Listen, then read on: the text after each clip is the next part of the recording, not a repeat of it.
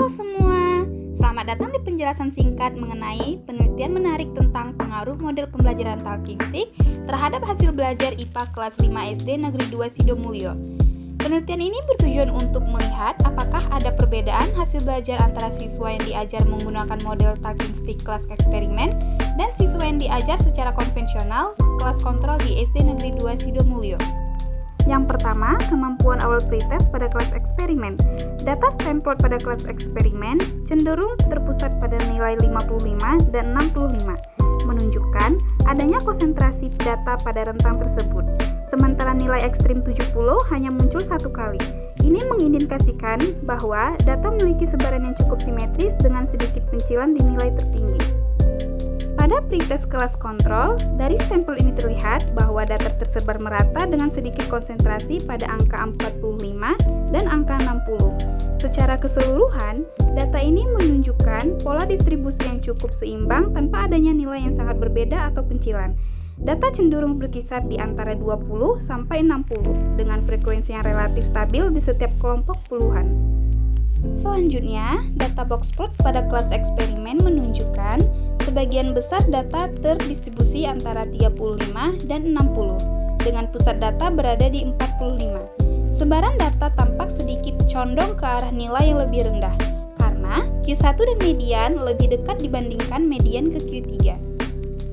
Dan data boxplot pada kelas kontrol menunjukkan distribusi data relatif simetris ke kiri, dengan data lebih tersebar antara Q1 dan median daripada antara median dan Q3.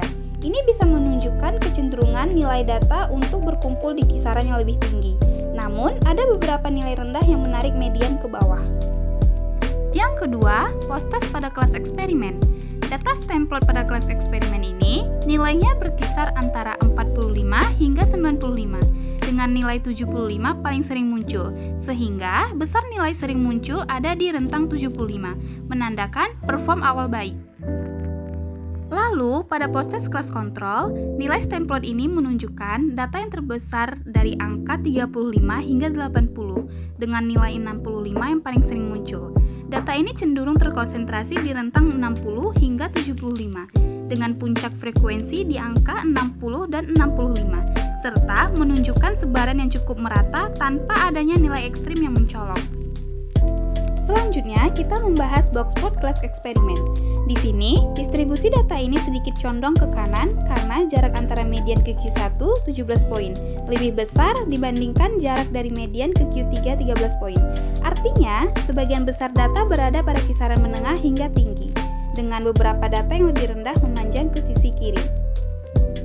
Sementara itu, pada kelas kontrol, sebagian besar nilai siswa kelas kontrol terkonsentrasi antara 45 hingga 70. Dengan nilai tengah median di angka 60, data tersebar cukup merata tanpa adanya nilai yang sangat ekstrim.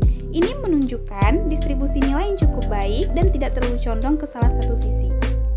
Nah, setelah selesai, kami dapat menyimpulkan bahwa model pembelajaran Talking Stick terbukti efektif dalam meningkatkan hasil belajar IPA siswa kelas 5 SD Negeri 2 Sidomulyo.